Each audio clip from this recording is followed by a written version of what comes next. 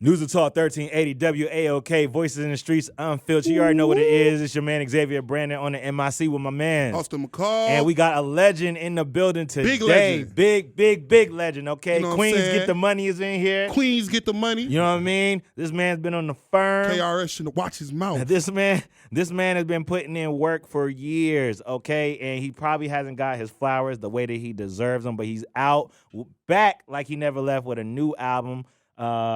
None other, man, the myth and the legend.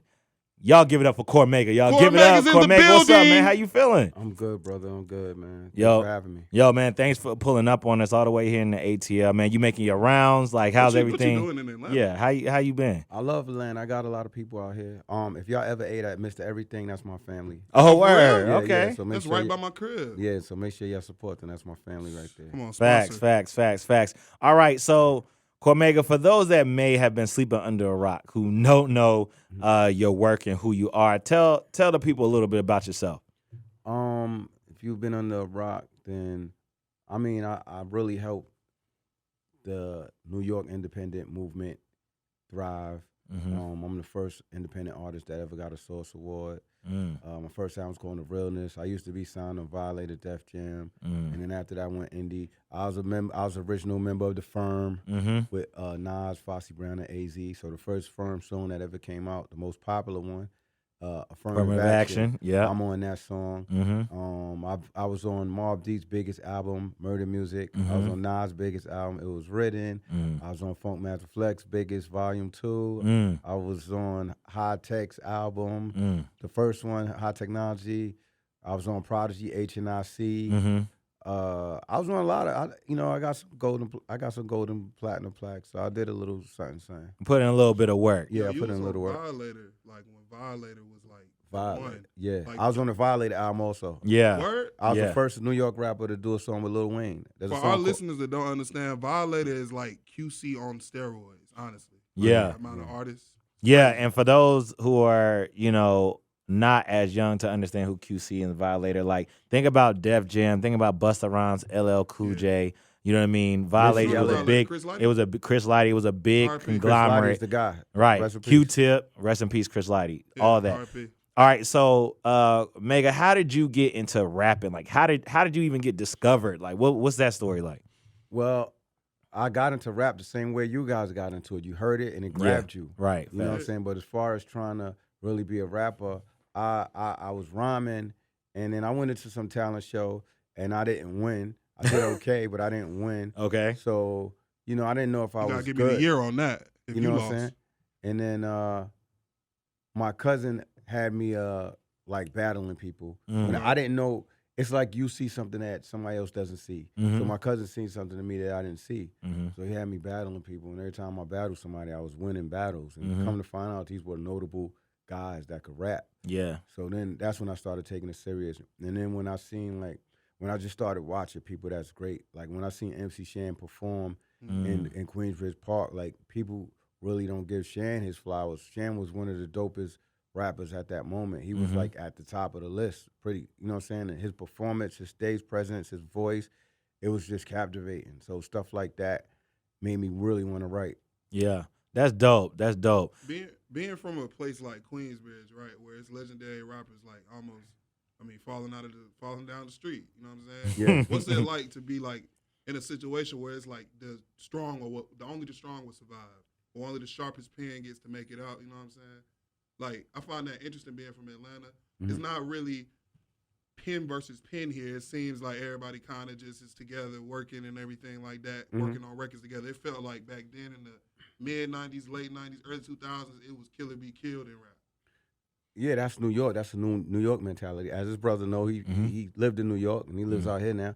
When you step away from New York, as a New Yorker, then you start seeing things from a different lens. Like, New York doesn't really have hospitality, and it is a survive or die mentality. People go for self, as we used to say. And then when you come different places, you realize, wow, we the crazy ones, not them. I don't know if it happened to you when you transitioned to out here. I remember the first time I came like down south somewhere, and people, how you doing, that didn't know me. Yeah. I'm looking at them like they crazy. Yeah. So you weren't feeling it? You wasn't in New York. You're There's not no used to southern. talking to There's no strangers. southern hospitality up Right. there. There's I'm no. saying if you walk past somebody, you just gonna bump them. You Nah, just walk. You just walk keep past walking. and don't talk You don't to say them. nothing. Oh, Yeah. nah, I'll So- get mad. So out here, different places they got hospitality. So as I matured and seen the world more, I'm like, wow, we don't got hospitality in New York because it's normal to say hello when you greet somebody or when you see somebody. It's not normal to be at like we are. So there's certain ways that we were as New York that probably a lot of people didn't see it because they're so invested in it. New York rappers, New York don't have unity like the South does. And it showed in the 90s, early 2000s when New York started crumpling. There's people from down south that might have slight issues, but they'll still get to the bag together. Yeah. They know the main thing, the goal. So New York didn't have that. It was just like, say it's this record company and it's this record company, and those guys got shirts. We might not want to wear that shirt because we repping our hood. Yeah. But now I don't see it like that. So now I got Locks hats, I got Wu-Tang shirts. Yeah. I represent the culture because we all part of the culture. We don't have to compete. Facts. You know what I'm saying? Facts. News and Talk 1380 WAOK, Voice in the Streets Unfiltered. If you're just tapping in with us, we are talking to hip hop legend Cormega. He has a new album out called The Realest 2. The Realness Part 2. The Realness Part 2. Yeah. It is a great body of work. When does it drop? October 7th, this Friday. Okay, this Friday. Make sure you go to all your DSPs and go get it. Go ahead. I got a question. Why are you, of all people, legendary, still putting the pen to paper? Like, what's got you in the booth? Being a legend is just a title. Okay. When you do something you love, you're not gonna stop. There's probably people that's 90 that's try to make love still. Yeah. You know what I'm saying? Painfully. You know what I'm saying? So it's like whatever I love it. I love writing. It's a part of me. So it's like I don't do it for the money. You know what I'm saying? Sometimes you do things for the money, it becomes labor.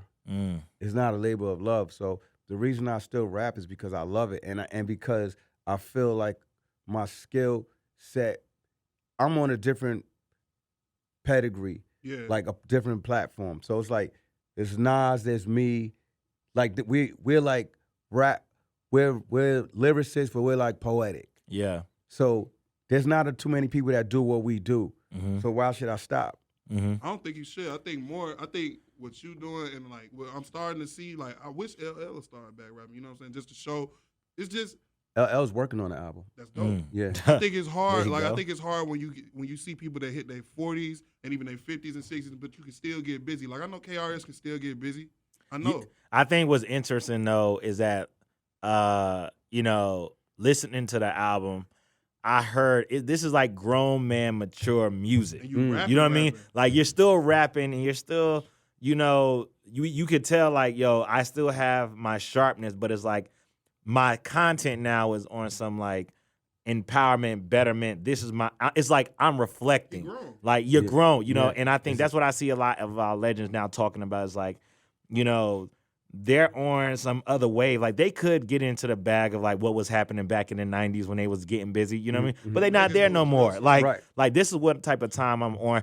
What is that like now, your creative process, like as you're writing now and you're trying to put out music? Like what's it like now versus like back then? It's fun. It's like a lot of people come to me for jewels, for wisdom. So it's like when I write, I got a responsibility. Before, my responsibility was to be nice, to be the best or try to be the best. Now it's like, okay, what can I say that somebody's gonna hold on to, or what can I say that's gonna benefit somebody? Not even now, 10 years from now. The guy that's 6 right now, 10 years he'll be 16. How can I help him? So it's like I leave jewels in the rhymes that people could grab and they apply to their life, and that's one of the things that I prioritize doing as opposed to just rapping, because I think that's corny. And I don't really talk about the street because I really was in the street. Like 90% of these rappers that claim the street wasn't even in the street.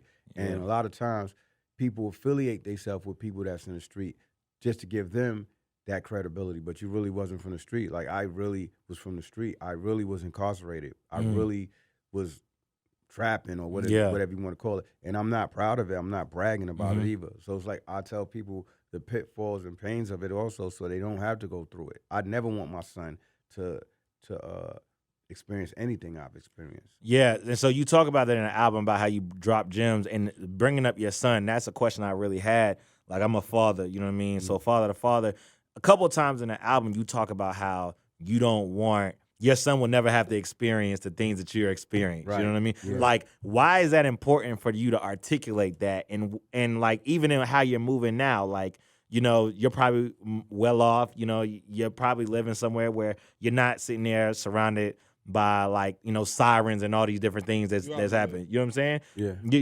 You made it so that your family or your son don't have to go through that. But is that to a detriment at times, or is that kind of like, no, like, that's the goal we trying to live for? It's never a detriment. Evolution is not a detriment. Lack of evolution, lack of growth is called retardation. So it's like when you sitting in the hood and you sitting on the block and you really getting money, or you every day you're risking your freedom and you're risking your life. So the risk don't even the means doesn't justify the risk. Like you could say, oh he was getting so much money back in the days, this dude, oh word, but he got 50 years in jail. Yeah. Is it worth? Is that so? He could have had a job for 50 years. Yeah. And made that same money. Yeah. Made 50 bands. And you know what I'm saying? Crazy. Could have had a job all them years, made that money, and had benefits, et cetera, et cetera. So it's like, you know, it's choices. Yeah. So I don't want my son to go through what I went through. I see generational stagnation. Sometimes I see my man, and now his son is a gangster. Right. And we you don't want It's like we just continue to perpetuate the same thing. Yeah. Look at the situation that we just coming up with. We just talked about on the show with PNB. I mean, RP to PNB, but you know what I'm saying, comes out that it was a father leading his son the wrong way. Right. You know what I'm saying? That's crazy. Like, think about 50 years ago, something like that happening. Yeah. But I feel like, I wanted to ask you this, you know what I'm saying, being a veteran in hip-hop, because sometimes we talk about this, and I feel like there was, like, you know, in that mid-2000s area where they were saying stuff like hip-hop is dead, the parents were telling their kids, I was a kid, they were telling us the rappers was liars, right? Telling us rappers are all fabricated, but ignoring the fact that in the early 90s, a lot of rappers weren't liars. Right. Then in the back end of the 90s, the liars came. You know what? Right. You know what happened?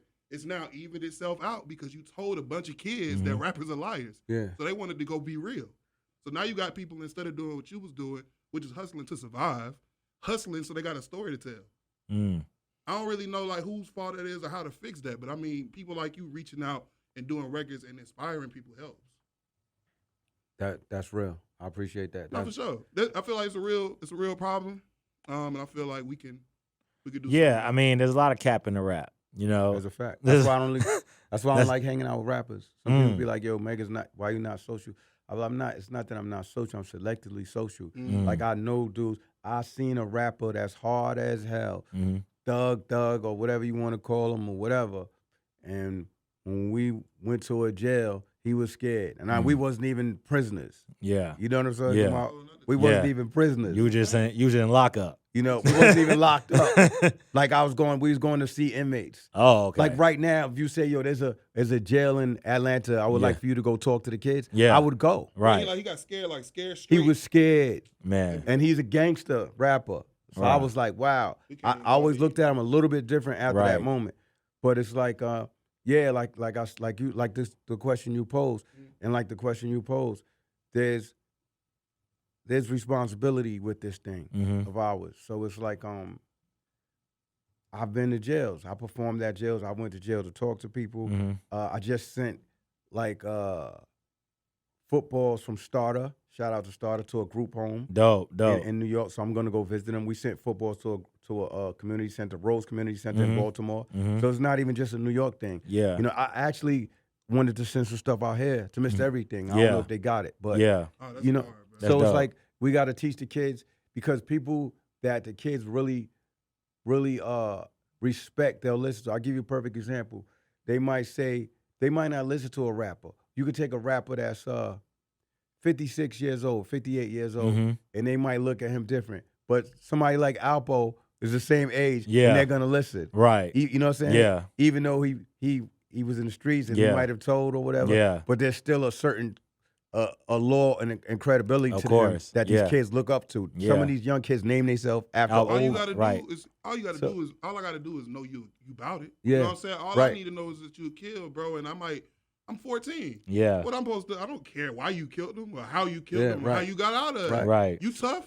So we could listen to, so if y'all could admire old drug dealers, then y'all should admire older anything that's going to be beneficial to you. Right. So speaking of that, because I didn't even have a question on that, but now that you're bringing that up, there's a I don't know if you've been paying attention to what's been going on with DJ Academics and the whole hip hop. Yeah, the whole world knows about that. Yeah, so Ak is a younger person who feels as though How young is he? He's not that he's young. about I'm 34, so he got to be around 34, 33, That's a right? old Man, he man, should know yo. better. As a He grown should. man. You're right. He should. I'm a young man. But what I think his point is that the pioneers, right, have not helped the younger artists avoid the pitfalls that they had to endure, right? Whether it comes with labels or deals or how to make things shake, right? Now, I'm not saying that's true or not. I think that's his stance, you know? But as someone who one could say, like,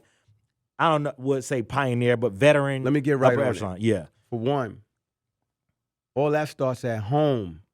Facts. That starts at home. Yeah. Education starts at home. Facts. Learning about money and how not to get jerked starts at home. So you got to understand, when hip hop first started, it wasn't a big economic thing. Hip hop is not even 50 years old yet. Facts. Yeah, it's coming up, but not You know what yet. I'm saying? Yeah. That means there's no 80-year-old rapper. There's no 70-year-old rapper. Yeah. There's 80-year-old R&B and jazz, Rock everything. stars. So for one, it wasn't a monetary thing. When rap started as hip hop, when it was organized, it was peace, unity, love, and having fun. Yeah. Those are 4 quotes, remember? Yeah. So they was doing that to avoid the gang fights, to stay out of trouble, and to try to teach culture. Yeah. It wasn't about economics. And then a lot of those rappers, you got to understand, a lot of those rappers, even then, it wasn't, some of them was older at the time. They wasn't young. Look, you talk about some of our forefathers, some of them is in 65 now. Yeah. You know what I'm saying? So you look at it like that. They wasn't getting a lot of money. A lot of them got jerked, right? So that's one. Then you have the crack epidemic. A lot of people that was R&B and rap, they got caught up in that because cocaine was a social drug. Of It was a course. fun drug. It Yeah. wasn't like, you're going to mess up your life. What do I Yeah. understand? So a lot Yeah. of people used cocaine because they thought it was cool. Yeah. A lot of those people ended up addicted. Yeah. So how could they help you? They couldn't even help themselves. But does that take away from the fact that they help lay down the platform for you to get on? Right. Like there's some slaves that used to braid their hair with the hidden passageways in their hair. Yeah. Are you gonna say as an old dusty slave? Right, Or yeah. be happy that he showed you the way out? Yeah. So some of these brothers, lack of respect starts at home. Respect starts at home. Respect for pioneers, respect for elders starts at home. So you can't say these guys didn't teach you. Them guys didn't even know the way themselves. Yeah. Some of them are suffering. Some of them are still fighting now to get their royalties, Yeah. etc. So you take that out. So now, but they paved the way. Then the next wave came in when you had a brother like Russell Simmons change it for everybody. Yeah. Because rap was supposed to be played out. They said breakdancing was a fad. So then the media was saying rap music is a fad, it's gonna fade out. When the media controls perception in society. Yeah. When the media says, oh, you have to all wear masks, it's very dangerous, everybody's wearing masks. When the media says it's gonna be a storm, everybody's preparing for the storm. Yeah. The media said hip hop is a fad. So companies, they're going off of that. They didn't want to invest in rap because rap was not seen as a liable means, as a long-term means of getting money. Facts. Russell Simmons had the ingenuity to take Run DMC, put them with that rock and roll group. Right. Walk This Way came out, And it went that's how crazy. rap went mainstream. Yeah. Then they started filling arenas with rap. Then the public started seeing rap as a viable thing. A lot of these artists that got on, LL was young, he was 16. Yeah. Some of these artists after that, they was young when they was getting on. They weren't taught business dynamics. It's one thing to be taught how to count money. It's a whole different thing to be taught business dynamics. It's one thing to be taught, you should have a house. It's Yeah. another thing to teach somebody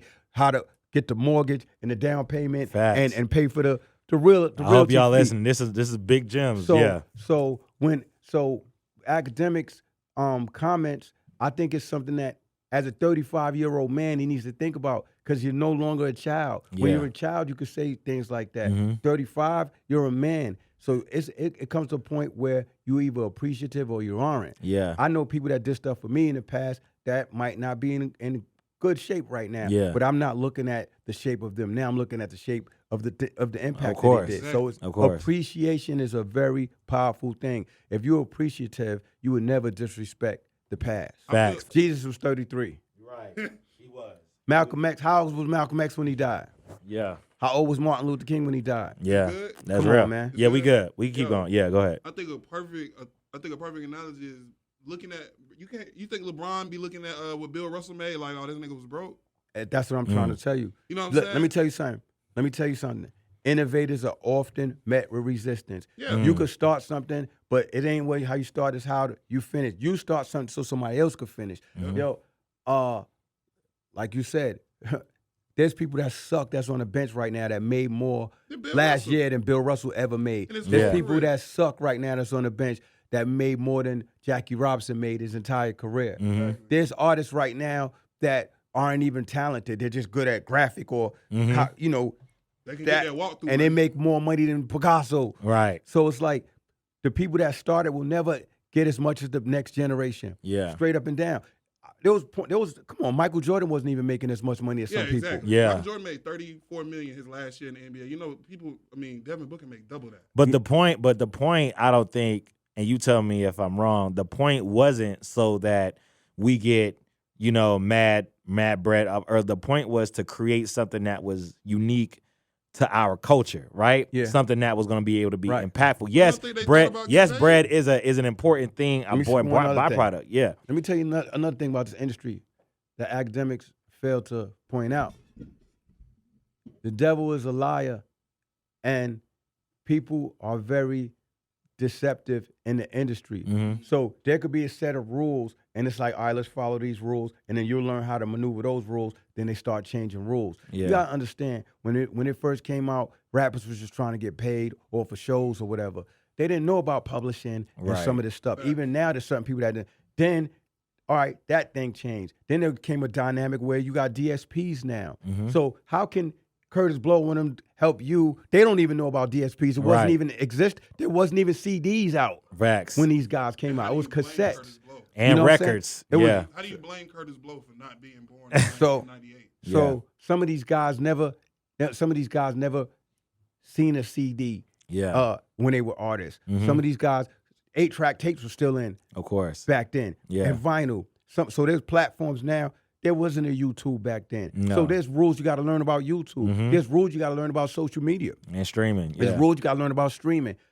These guys can't help you with that. That's beyond their level. Right. So right now, you have to do due diligence. The same way you can spend money on jewelry and cars, spend it on a lawyer. Yeah. Man. Yo, shout out to Cormega in the building, dropping jewels and gems.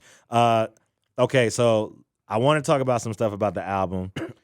And I also want to talk about your relationship with Nas and The Firm and how was it being able to come back. So let's get into this album talk, right? Okay. All right, so first, what's your favorite song on the album? I honestly don't even have a favorite song. I like a Oh, lot. come on, Mega. Rappers Mega. don't ever Why want y'all don't to ever song just want to like just that. say, like, They yo, all your this baby? this joint I put out. I and wish I had a favorite song. I He really. was in the booth longer for one of them. songs. Which one was you in there the longest with? Like, nah, change that. Open it back up. I'll tell you. Pardon me, I lost my voice. No, you You good? You need some water? Nah. All right. I'll take some water. Yeah, give me some water. Yeah, we should I think- have water for the guests. We But should. I lost my voice yesterday. Yeah. Certain songs it took me longer to do, not because I like them more, but because I'm picky. Mm. Okay. Also, some songs I changed producers on. I Mhm. might lay a track and you might have did the beat. Mm-hmm. After I lay it, I listen to the beat, and then maybe he sends me a beat that fits it even better. Mhm. So I swap beats. Got you. So you take the song that I did with Large Professor, that's a song where I went lyrical on.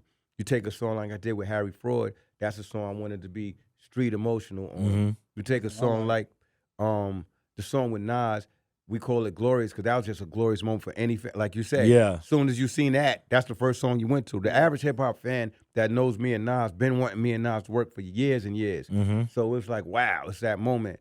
So there's each song is, if you follow me on Instagram, I've been saying this for months. The album is special. I don't even know which one's my favorite. Yeah. All right. So you want to tell your favorite? I could tell mine. I think my favorite is the last joint produced by Harry Fraud. I keep blanking on the name. 'Cause I'm listening. Man versus Myth. Mm-hmm. That was crazy. Obviously, the Nas song crazy. You know what I'm saying? Knowing your history there, knowing like what y'all boys been through to get there, what y'all been through to get there. It'd probably be the last joint for me though. Okay. So So it's just you on there going. so I like White Roses, Mm.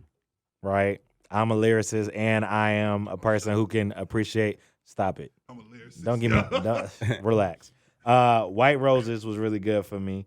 Of course, I liked Grand Scheme with Banks. Banks is one of my favorite top 5 rappers. You know what I mean? Dope. And I like Paradise. I like the joint with Havoc. Mm. I do like the joint with Nas. I do. Don't get me wrong. I like Glorious. that You know what I beat. mean?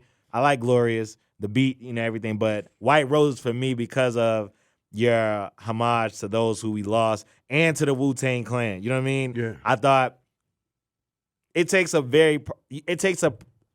poet who understands history and culture to be able to weave in the different songs, albums, intricacies to be able to point and be like, that's clever. Like, that shows like that's what poets do. That's what lyricists do. People don't you don't hear that very often. You know what I'm saying? So I thought that was good. The reason why I like Grand Scheme is you have a bar in there right after Banks start, and I think it's the chorus where you say, love can't be paid by respect. Is that what? Let me make sure I'm quoting you right. You said, oh, you can't buy love with respect. Right. And I was thinking about that. I'm like, dang, that's a bar. Like, what made you say that, or what? Because I feel like again, there are principles that you're laying if you pay attention. Right. There's certain street principles that you're talking about in these joints. Right. Like, what made you say that? Or what do you think about when you think about that bar? You can't buy love with respect. I don't even know how it came to me. Sometimes it's like I've just visioned myself talking to somebody that needs that voice. Mm-hmm. There's a lot of kids in the street, young kids, adolescents, even young adults that don't have guidance. And if they had guidance, they would move different. So sometimes when I'm writing, I'm thinking it's like there's a imaginary person sitting next to me, and I'm talking to them. I'm telling them you can't buy love, you can't buy respect. Yeah. You know what I'm saying? So it's like that's what it is. It was just like a lot of music on this album was me giving jewels to the people that's in the street. Yeah. You definitely do that on a lot of them. What was it like working with Havoc again? Because I mean, y'all from Queens. First time y'all worked together. Yeah. Havoc is the most consistent artist in my life. Like the last project I put out was a mega EP. I wanted to do an EP. That was a bucket list thing. I made an EP. Havoc is on that. The album I made before that was Mega Philosophy. He wasn't on that. The album I made before that was Born and Raised. He was on that. So Havoc's on more Cormega projects than anybody. And then in between that time, I was on his last 2 albums. So me and Havoc, chemistry and camaraderie is like almost expected at this point. Like that's my man. Yeah. And so The Realness, #1 came out in like 01, right? And now we're dang near 21 years later. Yeah. You know what I mean? Yeah. We're here with The Realness too. What do you see the difference between what it meant for you to be real in 01 versus what it meant for you to be real in 22? I mean, I see through a different lens, period. In 01, they might have said, yo, that's what's his name.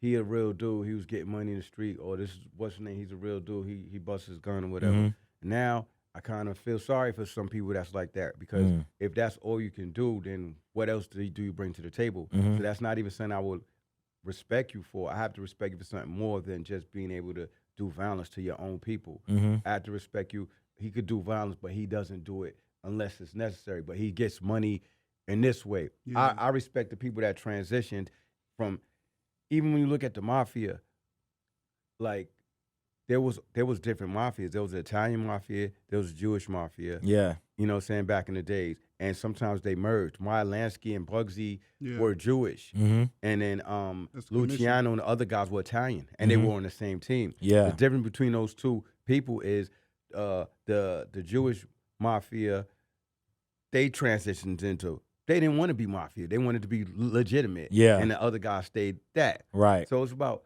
if you're in the street and you bust your gun for your whole life, okay, you're just a walking cannon. But what else did you do? Like, so when we transition in, so when I'm going to a corporate space and I'm trying to bring you in, what can I say? He busts his gun? Yeah. They got security already. Right. And your gun's not legit. So what else? And then when you bust your gun, when you go to jail, are you handling the consequences or are you calling people asking for money? Yeah. So it's like I see things through a different lens. So my view of you for being real back then might be different from my view of you. If you're a solid dude in the street, don't get it wrong. If you're not a sucker and you're solid, I respect you. Yeah. But if you're a dude and you were solid and you said, you know what, I'm gonna take this wrong and make it right. Take this money that I was flipping and doing that, and now I got property, or now my kids are legitimate and they don't have to go through none of that stuff.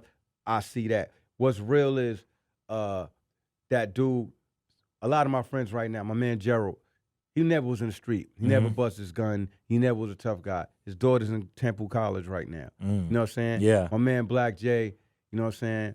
I grew up with him. We was in the street together. Now he's out here. Mr. Everything is him. Yeah. So when you hear Nas talk about Black J, Yeah. that's Mr. Everything. Dope. You know what I'm saying? That's crazy. So look, he has 5 stores now. Yeah. He's not even thinking about, if you start talking about the street, he's walking away, he's changing the conversation. He's not just want to hear it. Yeah. So that's real. Real is manning up to responsibilities now. Like, I don't want to hear that other stuff is real. Because I know I can show you the phone. I can show you my phone right now. There's probably a drug dealer in there asking me for money. That's behind bars. But when you was home, you was popping bottles, you was living a life. You had the opportunity to follow you. To do go legitimate. You know what I'm saying? When I first went independent, I went to people that have money. I was like, let's do this together. Yeah. And they didn't want to do it. And now look at you. Where you at, B? Yeah. You know what I'm saying? Yo, son, hook me up. News and Talk 1380 WAOK, Voice in the Streets Unfiltered. If you're just tapping in again, we are talking to hip-hop legend Cormega, new album out, The Realness Part 2. It's out already. By the time you listen to this, it's going to be out. Cormega. Wait, hold on. Before you get all serious with your New York question, let me ask a real question, Cormega. Okay. Ask the realest question you probably going to get. Yes. Can Queens claim Alchemist? Alchemist is a man of the world. I don't think we could claim him, but we did. Who got more? Who done made more hit records? We did. I think Queens definitely gave him a boost. Out might be Queensbridge, man. Queens gave him a boost, but he was working out there in L.A. That's a fact. But Queens definitely, that Mobb Deep affiliation was strong for him. And I got one. My other question was going to be your top 5 out of Queens. My top 5 out of Queens. That's a complicated question because it depends on what you're talking about. Okay. If we're talking about just rapping or if you're talking about just skills. Like, if you're talking about rapping and impact, my top 5 is, first of all, number 1 is going to be Run DMC. Okay. You can't take Run DMC out the equation. Without them, down. rap would have folded. Then you're going to have LL Cool J. You've never seen nobody with his longevity. Earlier you spoke about you wish you would make albums.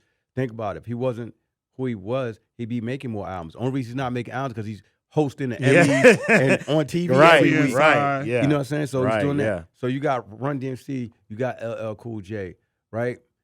And then I'm gonna put Nas. You know what I'm saying? Same like LL, skill, longevity, and impact. Then I'm gonna put 50 Cent for impact. Yeah. Nobody from New York. He had the highest selling debut album in New York history. Yeah. But people not ready for that conversation. 50 Cent is one of the most. You could tell he's not with the weird industry, whatever. Yeah. Because they be trying to exclude him when it comes to giving him props. Like, he got one of the most popular series. Power, yo. That series spawned other series. Right. And people barely talk about it. Yeah. If that was Diddy who did that or Jay, yeah, we'd be hearing about that every morning. Yeah. So, but 50 don't want to play by the rules. Yeah. It's like people are selective with their praise. Yeah. So 50 Cent did that. I mean, he has the biggest selling debut album in New York history. Nobody sold more than him for their debut. Yeah. He got video game. That Power series is amazing. Yeah. And he built a strong infrastructure. G-Unit was a powerful infrastructure that Strong.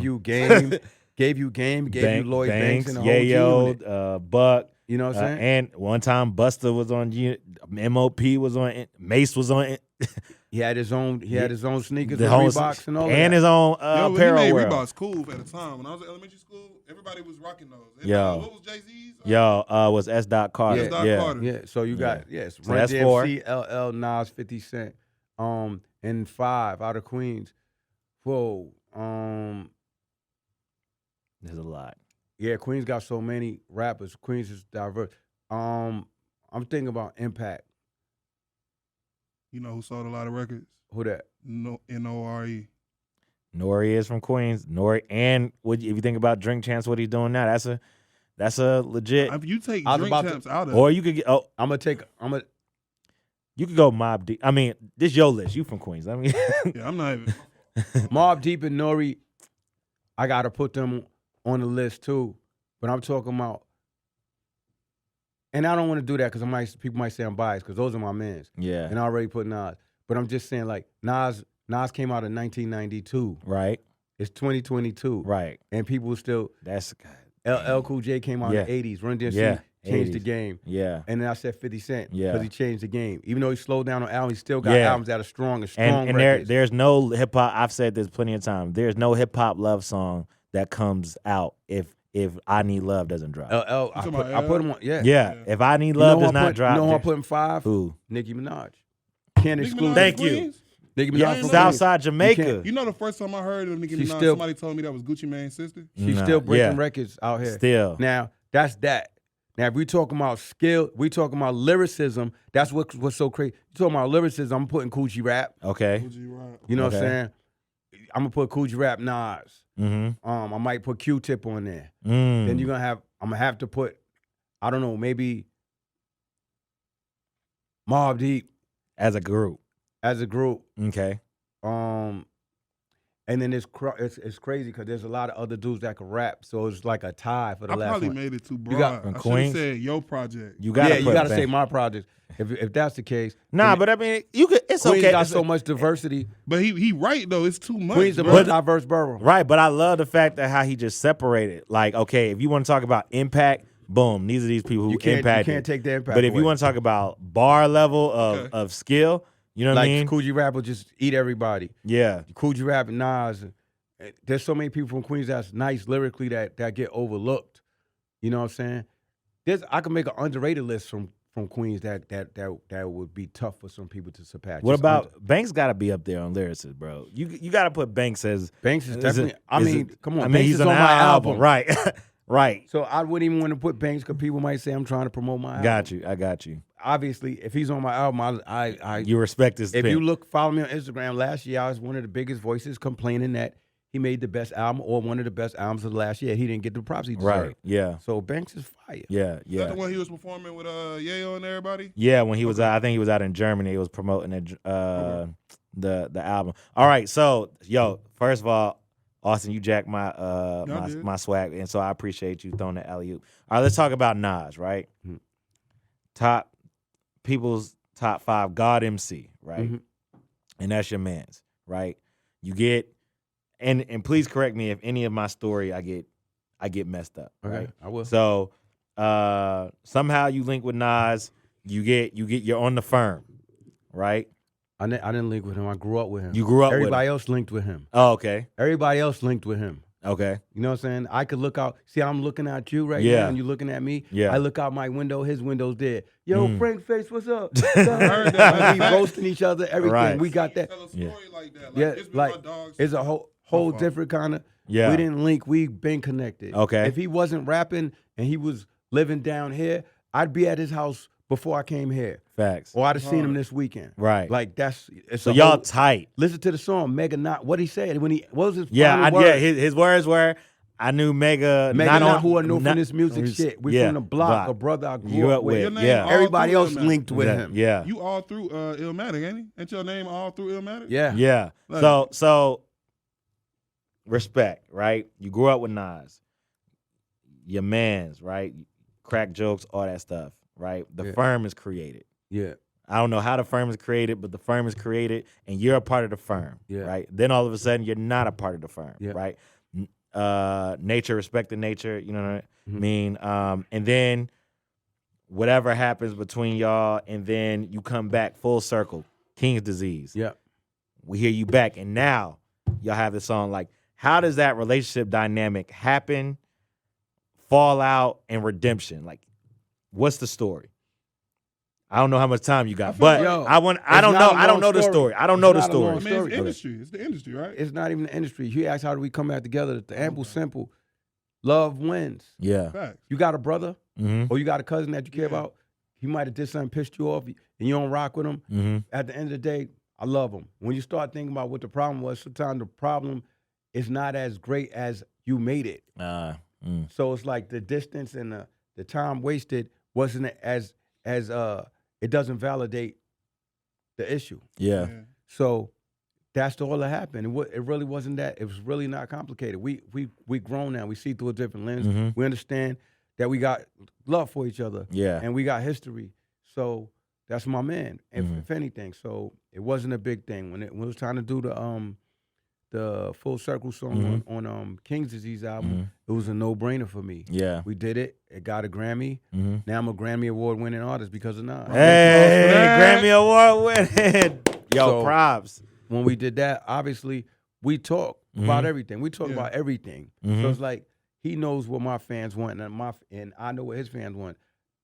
Hip hop as a culture was fiending for me and Nas to do a record together. Yeah. So it was only right. So when he did a song for me, I was appreciative, and I told him thank you as a man. Like I'm told him like a man, like yo, you don't have to do this for me. Like I'm not coming at you like.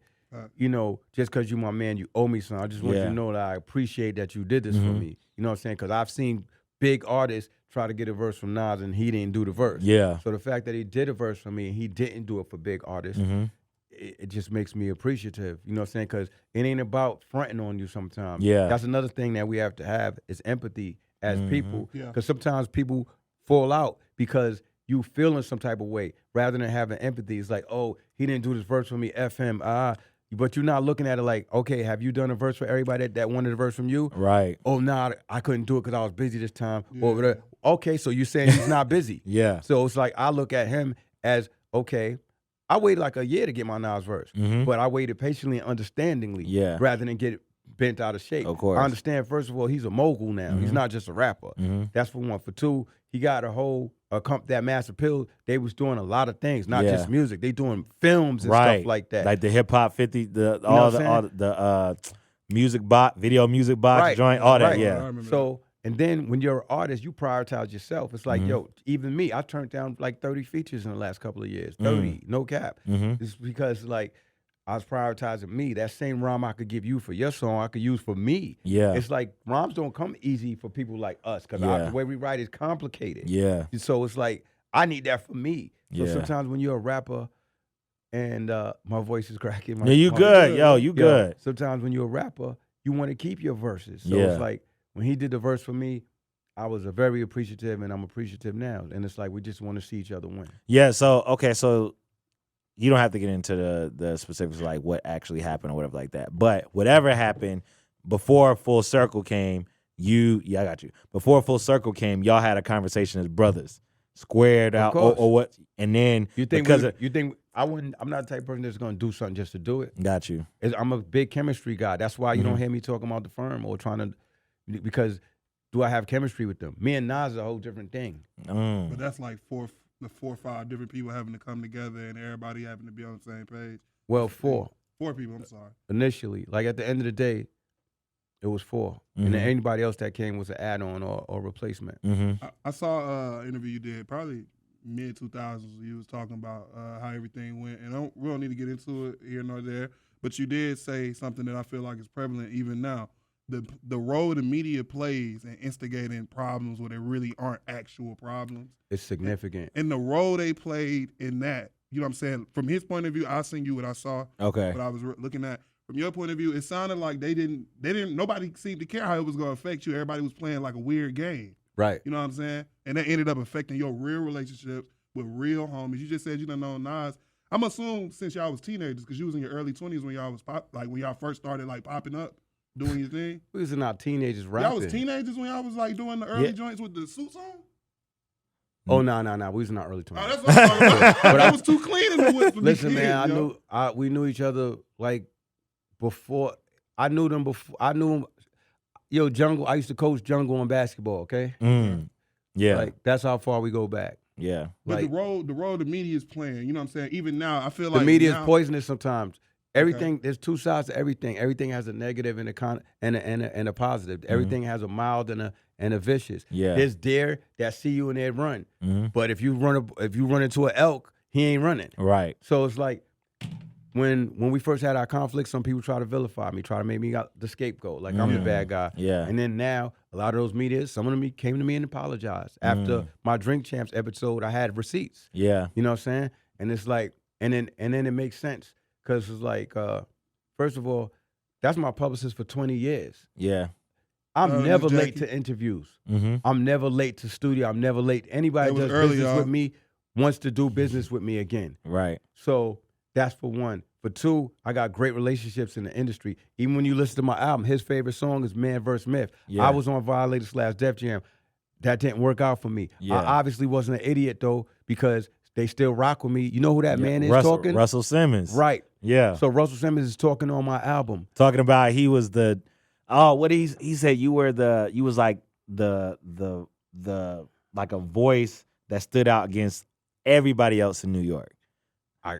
I don't, It's hard, bro. put it like this. I'm not saying I'm the best rapper, but if you take the best rapper that ever existed, if you take 10 of the best rappers that ever existed, I could stand toe to toe with them. Right. I could do a song with them and not get stand killed. out. Right. You know what I'm saying? So I know what I am. And like I said, the media played a nasty role, and the media even try to manipulate it. I've seen some media people say I started trouble with nature back then, and that wasn't true. I've seen media also try to poison my image. They said, "Oh, Mega wasn't in the firm because he kept going back and forth to jail." You might even seen it. I don't know.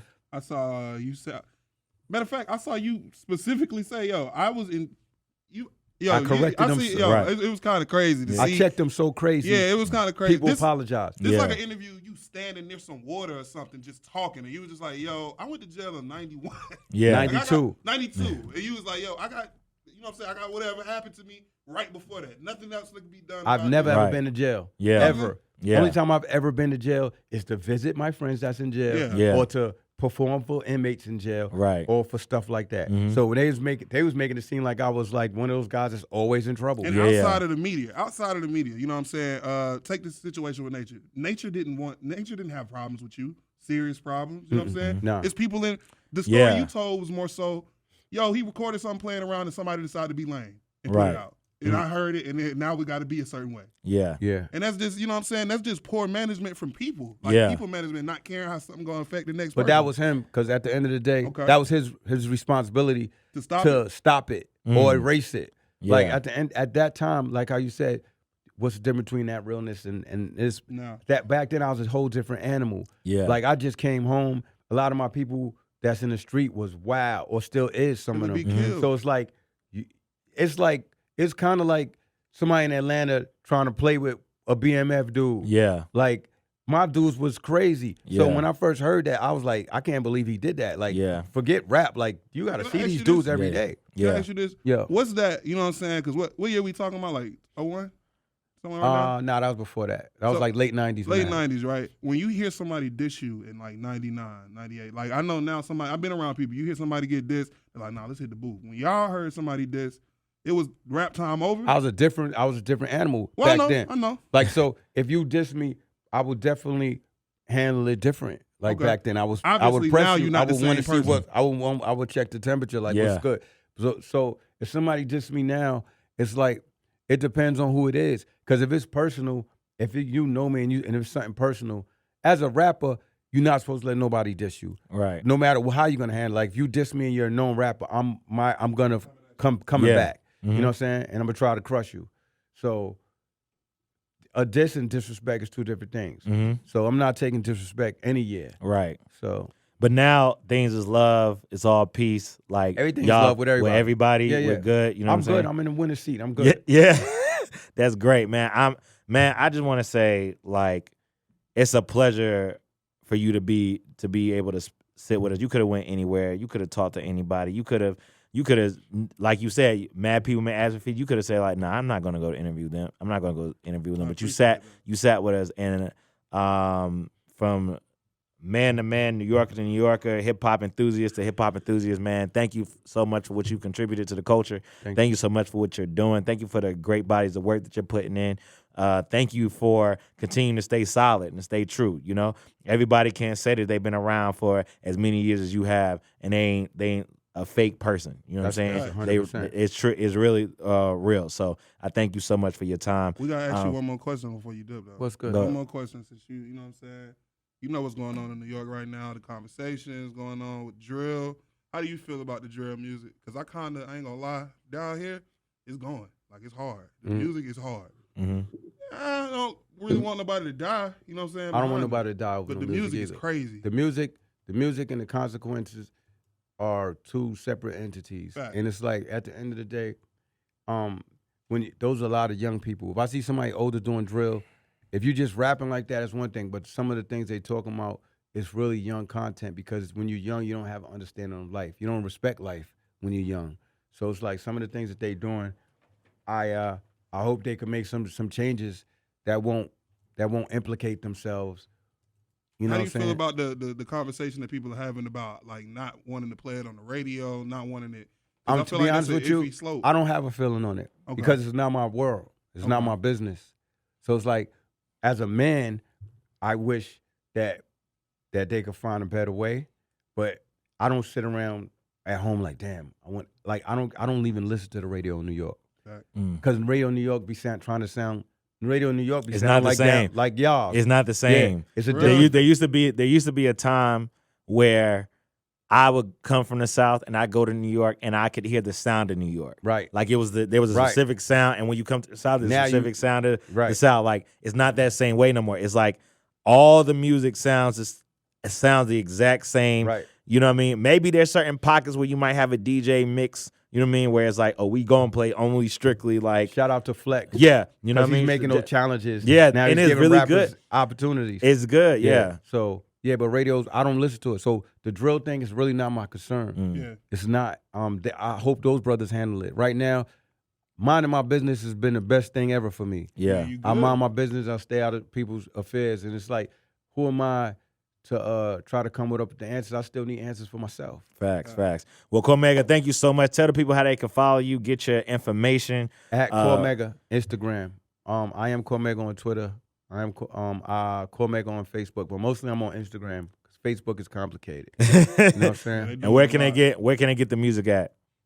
All platforms. Also, you could go to just go to my Instagram and I'll have the information for it. But my music will be available on all platforms, and I'll have it on vinyl and all that for those people. Facts. Well, it's Xavier Brandon on MIC with my mans. Austin McCall. And that's News and Talk 1380 WLK, Voices in the Streets Unfiltered. That's live with Cormega, y'all. Chill.